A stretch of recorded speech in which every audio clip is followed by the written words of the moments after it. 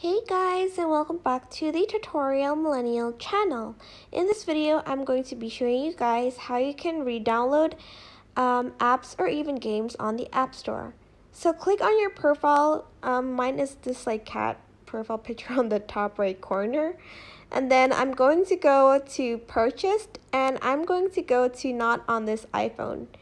Then to re-download the app or game, you're just going to press the the sort of cloud button with the arrow pointing down, and it's going to re-download the game or the app that you have deleted.